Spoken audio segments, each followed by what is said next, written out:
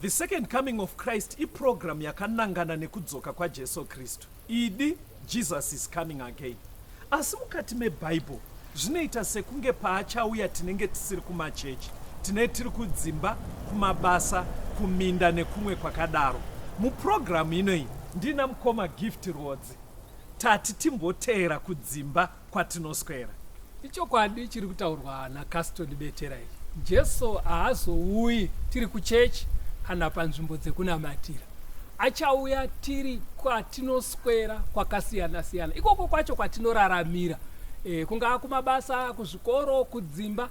Ndosaka tati muchirongwa chinechi titenderei timbozotandarira ikoko kwamunoswera, kwamunoraramira. Mustudio nhasi tina Proclaim Chaora ndiye ari kutiisira musign language. Mukoma Givi kwasai vateereri. Vateereri, tinokuchingamidzai kuchirongwa The Second Coming of Christ.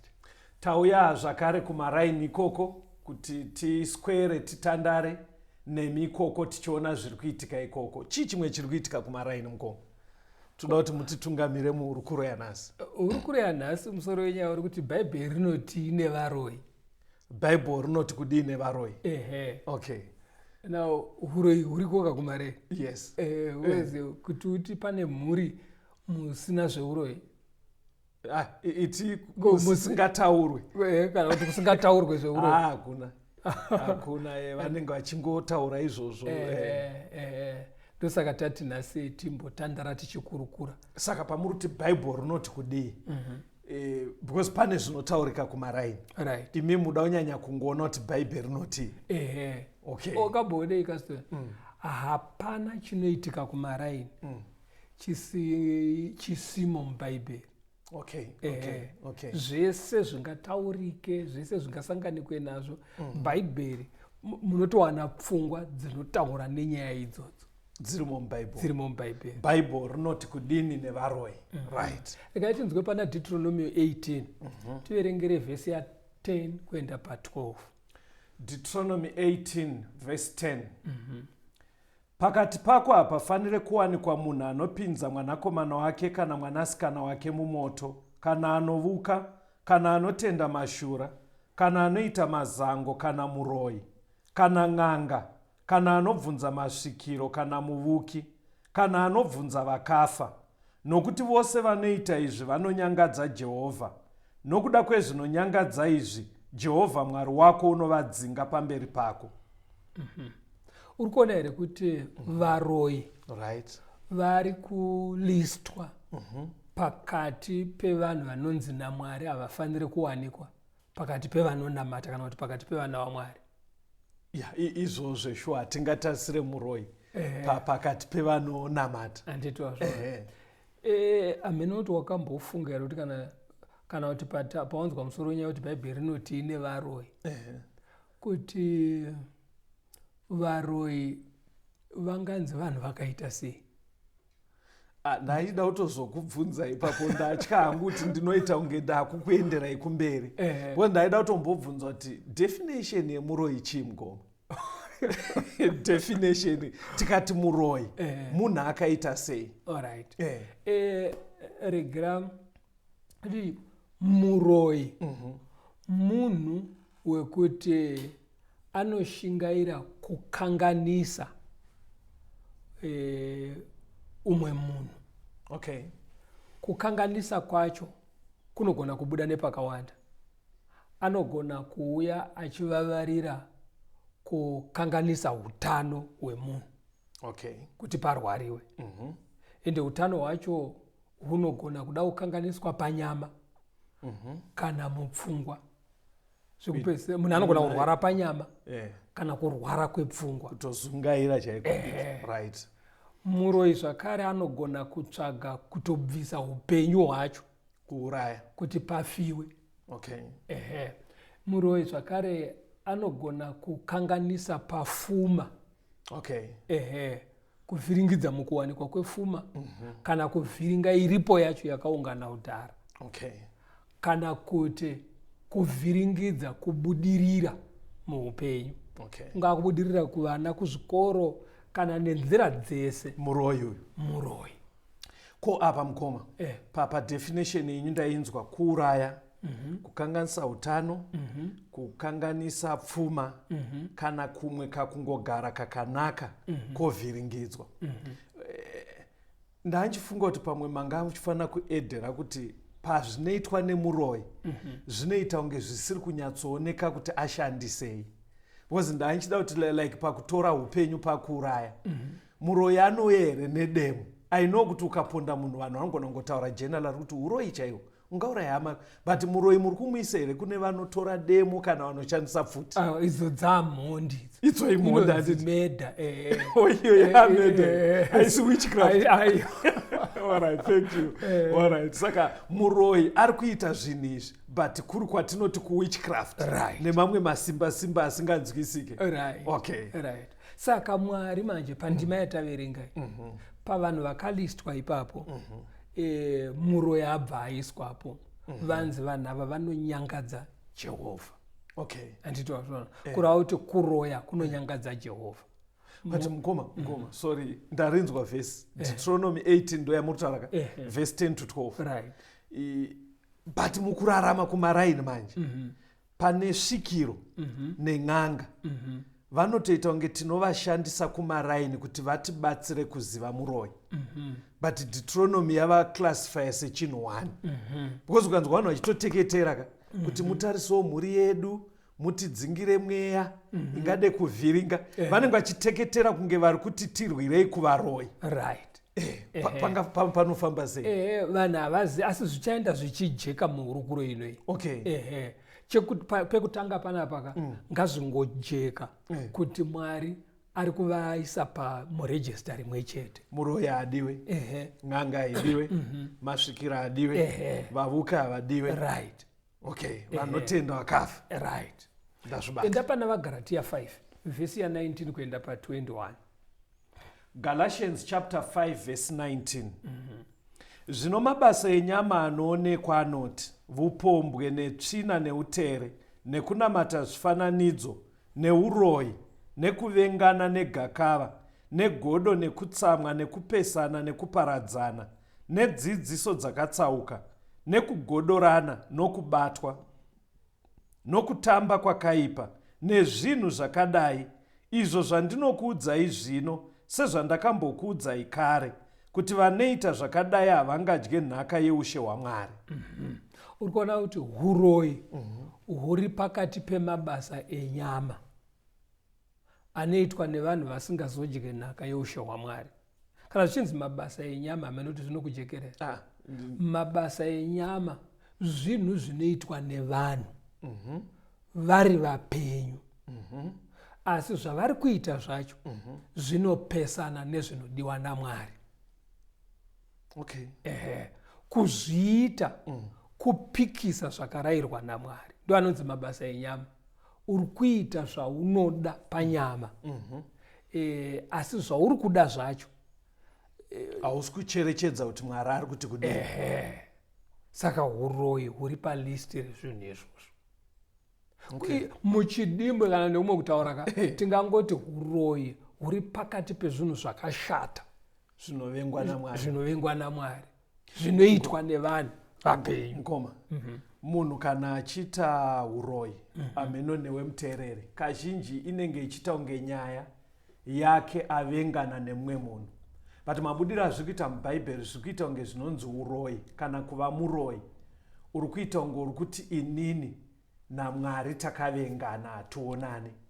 Saka ndinoda kuti mukoma mundibatsire kuti munyatsojekesa kuti hamusi muroyi mukoma, but ngoedzai kundibatsira kuti zvinovajekera here varoyi pakuita kwese kwavanoita kuti ari kunyatsoziva here kuti inini naMwari takatosorana kudai, kana kuti kwaari pfungwa yake iri kungogumira achiona iye nemunhu. Alright. Mubvunzo wako wakanaka kasitwe. Asi ndoda kuti regera tidai so wakambosanganawo here nemunhu anogona kungobva pamba pake oenda musango kana mugomo otanga kutukana naMwari? Aiwa, hakuna munhu akadaro. Anditozvona. Nawo kana zvichinzi musatuke kana kuti munhu angati abika chibage chake oti Mwari handizi kumugudurira. Hakuna. Chinhu chese chinoitwa nemunhu anotochiitira umwe munhu. Ndokutadzira kwaanoita Mwari. Paanonyima anonyima munhu, atadzira Mwari. Paanoponda anoponda munhu, atadzira Mwari. Upombwe hunoitwa newanhu, atadzira Mwari. Chienda pana 1 John kupindura mubvunzo wako. 1 John 3 ka uerenge verse 15. Ndoda kuti ibatanidze na 1 John 4 verse 20. 1 John 3 verse 15. Mumwe nemumwe anovenga hama yake muurayi. Munoziva kuti hakuna muurayi une upenyu husingaperi hugere maari. 1 John 4 verse 20. Kana munhu achiti ndinoda Mwari achivenga hama yake murevi wenhema, nekuti usingada hama yake yakaona, ungada seiko Mwari waasina kuona? Wapindurika. Kana munhu uchivenga hama, right, handiti wazvona, haugone kuti ndinoda Mwari wausingaoni. Saka ndiri kuti pakuvenga hama kumuroyi zvakamujekera here kuti zvandiri kuita izve kuvenga hama ndichida kuikuvadza, ndiri kubva ndatoratidza kuti nemi Mwari takamakana. Ndo zviri kubuditswa naJohn manje, kuti muroyi paanovenga hama yake, iyoyo ndo saini yekutoti akavenga Mwari. Kuzi haugone kuda Mwari asingaoneke, iwe uchivenga munhu buda ndibudewo wamakaberekwa mimba imwe chete. Ikoko kutovenga munhu wauine ukama naye, ndo zvinotoratidza kuti aiwa musadaro ingoti ikuvenga munhu, because mukakurumidza kuti kuvenga munhu wauine ukama naye muteereri anobva atofunga kuti mazvonaka vari kutipedzai hama. Imbomirai makadaro tingakwishidzire dzimwe nyaya kumaraini. Ingoti kuvenga hama kana kungovenga munhu, because munobva maita kunge zvinonzi uroyi huri kuitiranwa pachavo. Iye Jesu aitaura kuna Mateo 25 ka akati vamaizviitira maitoitira inini. Saka muroyi ngaatoziva kuti waari kuroya ari kutoroya Jesu. Ini ndaida kushaya nemi vhesi iri pamataura randogara ndichingoziva ndizvakazarurwa 21 verse 8. Inoti asi kana vari vanotya nevasingateerere nevanyangadzi nevaurayi nemhombwe nevaroyi nevanonamata zvifananidzo nevose vanoreva nhema, mugove wavo uri mudziva runopfuta nomoto nesufere, ndirwo rufu rwechipiri. Imbomira ipapo ka timbonzwa rwiyo toyatotangira ipapo pavhesi iroro ukutaura. Chidzidzo chedu chiri kuti Bhaibheri rinoti kudini nevaroyi.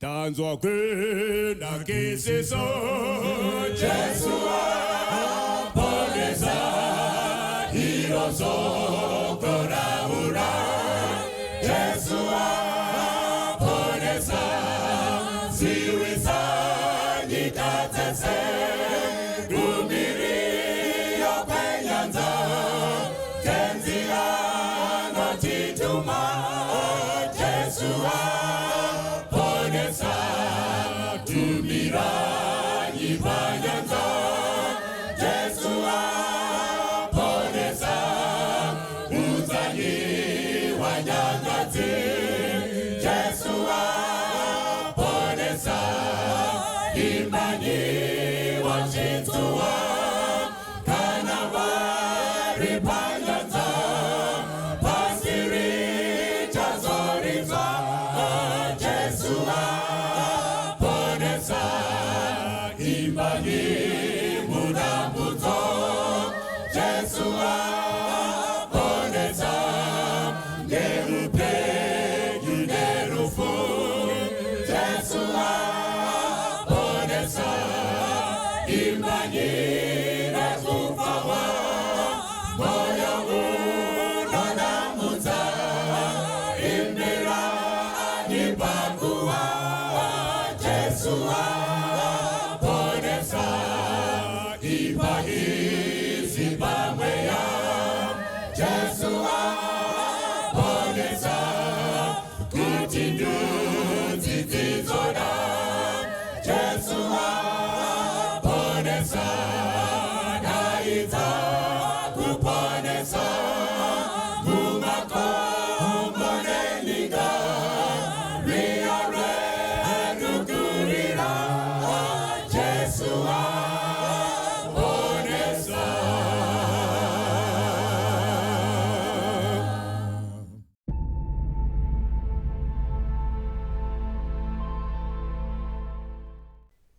hurukuro yedu iri kuti bhaibheri rinoti kudini nevaroi, bhaibheri rinoti kudini navaroi. Ndaverenga mukoma kuna zvakazarurwa 21 verse 8 ngandidzokorora. Zvakazarurwa 21 verse 8. Asi kana vari vanotya nevasingatendi nevanyangadzi nevaurayi nemhombwe nevaroi nevanonamata zvifananidzo navose vanoreva nhema, mugove wavo uri mudziva remoto unopfuta nesufere. Ndopandanga ndati magumo ari kutaurwa. Uri kuona here futi kuti pandima iyo yawaverengai varoi vaiswa murejista revanhu vane mugove mudziva remoto. Yes. Ende uchaona ndima dziri pamusoro idzika varoi vari kuiswa muboka rimwe chete nen'anga nemasvikiro, vavuki, vanobvunza masvikiro, vanotamba mashai, vanotamba zvemudzimu, mhombwe nemhondi. Right. Now ngazvijeke tichiri panapa kuti vanhu vese ava mweya mumwe chete ndo unovakontrola. Itimu rimwe chete. Ndo zviri kubuda panapa. Semubhora bhora haritambwe nemunhu wani. Vanenge vari vanhu vakawanda vanokavirana. Nditozviona asi richiendeswa kunopinda kwarinoita mugedhe rinopinda pakutsiranwa. Saka bhaibheri riri kutiisira pachena kuti ukaona pakamira muroi, pakamira n'anga, pakamira svikiro, itimu rimwe chete. Nditozviona vese vanokontrorwa nemweya yakaipa. Ndosaka ndachiti mukoma zviri kuzikanwa here izvi kumaraini. Vanhu kana vasingatozvizeka ngavatozvibatira muchidzidzo chinechi. Mukoma chinoita kuti vanhu vaende kun'anga kazhinji varida unoudzwa kuti muroi ndiani. Ani muri kuona manje. Chinoita kuti vateketere vari pachikuva. Hari dzoiswapo nemabakatwa vachiti vari kumhepo. Chavari kukumbirira dzinza rake mukuru iye paanenge akapfugama kuchikuva kuya. Ari kuti batai mhepo dzavanenge vachiti mhepo mukoma vari kuti musha usaroyewe. Wabona kuti kana muri kuhondo ami yese aitrenwe chinhu chimwe chete. Uchaona kuti kune vamwe vanorwa nomudenga zvana Air Force zendege. Kune vamwe futi vanooperata heavy artillery iya yekudhuzuza pfuti nemotikari iya nekuti bara racho rikabuda muzimota iroro rinenge ine chihondo chihombe kudai chinorova building rese matauriro amuri kuita ekungoti heavy artillery andautarisa kuti mufundisi mungaite vocabulary iroro muri kuita kunge makararama imwe pisi yeupenyu hwenyika musekendi chimurenga dzoka munyaya kasitoni dzoka munyaya kuwezi kungoti heavy artillery language yokuna mufundisi alright heavy artillery zvematengi nechi saka iri ami imwe chete. Anditozvona. Saka chisinganzwisiswe navanhu ndechekuti pakamira n'anga, pakamira muroi, pakamira svikiro, itimu rimwe chete. Anditozvona. Objective one. Chinangwa chimwe chete. Saka unoona kuti bhora rikarohwa nevedefense ndo vanenge vari kumashure rikakandwa pane uyu wepakati vanowanzoti CB anenge achilinka anolinka rinozoiswa kuna striker kuti agohwese. Saka ukavhiringidzwa nemuroi anditozvona ndisatani ari kukuvhiringa but zvaanoita manjeka bhora rinokavirwa anokukavira kun'anga. Uenda kung'anga anditozvona. Saka iwe unenge uchiti taenda kung'anga pamwe zvinoramba kubata maenda kusvikiro maenda kumuvuki vanhu vese ava inyaya imwe chete. Enda pana mabasa 13 unzwe mabasa 13 ndoda kuti uverenge vhesi ya6 vhesi ya9 na10. Mabasa 13 vhesi ya6 vakati vagura chiwi chose kusvikira paPafos, vakawana imwe n'anga waiva muprofita wenhema muJudha, zita rake rainzi Bhaari Jesu. Asi Sauro ndiye Paurowo, azere nemweya mutsvene, akamutarisisa akati, iwe uzere nekunyengera kwose nemana akaipa ose, mwanakomana waDhiabhurosi, muvengi wekururama kwose, haurege here kutsausa nzira dzakarurama dzaShe? Now panapa ndoda kuti unyatsocherechedza mataurirwo aitwa Bhaari Jesu. Hanzi yaive n'anga muprofita wenhema muJudha. Right. Okay. Pakuti maJudha ndo vaienda kuchechi mazuva. So tidai anga ari nhasi pangadai panzi yaive n'anga muprofita wenhema muKristu. Ari muKristu. Kureva kuti n'anga kana yakuda kumboita zvechechi hainzi n'anga kunzi asekuru ari muchechi, anosvikonzi profeti.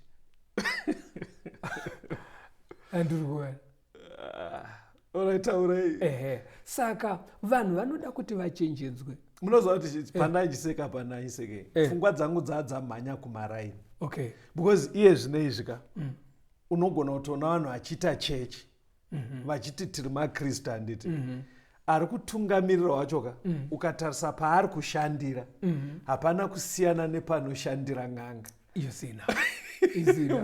Uchingoona kakurongedza kaakaita paanoshandira pari kunzi tiri kuita zvechechi, unoona kuti exactly karongedzero kacho ndeke n'anga. Ndafarira pfungwa yamati n'anga ikafunga kuita zvechechi.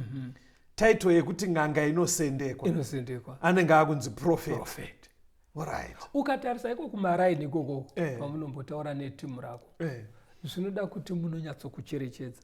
Wakamboona here kuti kana munhu asati akunamata, asati akuenda kuchechi, ari n'anga, aine shave kana rekuvhima kana rimwe shave, chero rehuro iracho, musi waanoti ndakuenda kuchechi, vanowanzokutsvaga chechi dzemweya. Vanhu vakadai ava. Paanonopinda sorry. Dziri kunzi chechi dzemweya namufundisi munodziziva vateereri. Ndo pfungwa iri kubuda famba yenyu. Because ndikuitira kuti mwangazoti ndedzipi dziri kurehwa munodziziva. Right. Paanongonoti digi muchechi, mweya uya unosvikochinjwa, obva aita profeti, otanga kushandira vanhu. Ndizvozvo chaizvo. Saka ende akaneta pakunamata akuda kusiya zvechechi, anodzokera futi kushave rake riya, unoita futi n'anga ari ikoko. Anditwasvona. Saka pahuroi munhu pakanga paita muroi ari because tamuclassifya kuti itimu 1 nen'anga. Ndosaka wanzwa kuna Deuteronomy achinzi kana muvuki. Anditi mazvona. Right. Zvazvechechi zvane kufembera nekushopera nekuona. Anditi mazvona. Toda kuti uone chimwe chinhu chinondobudira pana mabasa 8. Kwamati kuona kuita zemgongo. Kwamati kuona kuita ze. Ndokufembera. Alright. Ndokushopera. Alright, it's okay. Matiziya zvekuti munhu anogona kuti ndakuonerai, kuti masangana soka, anokutaurira zvekubackground yako zvekowabva. Ndokuona. Zvatokomoni kamazuva ano. Ukamboona mambozangana nemunhu anokudara here? Aiwa, ndizivi. Iwe unosangana nawo kupi? Unozvazvoitika mungoma. Unogona kutoti uri mudhorobha ka. Unonzi sorry mukuru. Ndingangodaro ndiri kukudisturbai kwamuri kuenda but ndine tsanangudzo dzenyu. Alright. Ndaratidzwa mukuru. Unopiwa tsana ngatisiyane nazvo. Inda pana mabasa 8 ka. Toda kuti uverenge vhesi ya 9 na 10, uverenga vhesi 18 na 19. Pane chimwe chinhu chandoda kuti uone chinoitwa futi nevanhu ivava. Mabasa avapostori chapter 8 verse 9. Zvino kwakanga kuno mumwe murume wainzi Simoni, waive n'anga kare paguta iro, waishamisa vanhu veSamaria achizviita munhu mukuru. Vose vaduku nevakuru vakamuteerera vachiti, uyu munhu isimba guru raMwari. Verse 18. Zvino Simoni wakati achiona kuti mweya mutsvene wapiwa nokuiswa kwamaoko avapostora, akauya kwavari nemari achiti, ndipeiwo neni simba iri, kuti wandinenge ndichiisa maoko pamusoro pake apiwe mweya mutsvene. Uri kuona zvinoita kun'anga kuvavuki varoi ndozvakada kuitwa nemuchinda yaive ng'anga but pakasvika vana Philip ndobva ati ava vanhu avakava iyi nyaya dzofanira kuteedzerwa idzi mweya waMwari ndobva wamuita kuti atendeuke but auya kuchechi anga asati anyatsodambura tambo dzekwaakabva dzeun'anga saka aona ava vanamatira vanhu vaisa maoko pamusoro mweya wabva wauya ndobva arangarira zvavanozoita kwavo ndobva abudisa mari kupa kuna Pita zvikanzi ndipeiwo simba iro riri kuti ndigoitawo izvozvo why pfungwa iri kubuda panapa ndeyekuti vavuki vamunonzwa vamwe vachinzi ana profeti vaiva kunotofambwa nzendo kuenda kunotenga simba handiti wazviona saka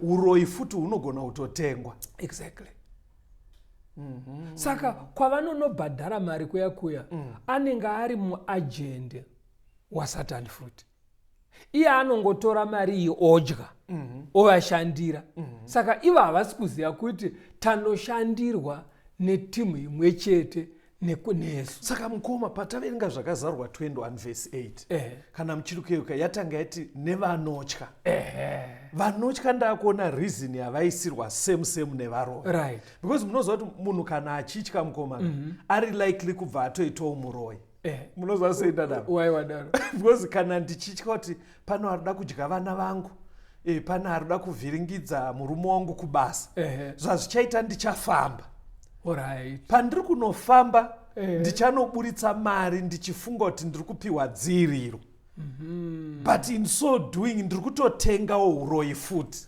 nekuti uroi hunorwisana ka because ndine ndaita shungu yekuti asi chavanondirwisa chii ndoda zvidzokere kwazvakabva saka watowo muroi unobva waita futi muroi saka vateererika kuenda kung'anga unonoitwa muroi kuenda kuna ana profeti unonoitwa muroi saka kana wafunga kusiya uroi nanga kuna Jesu.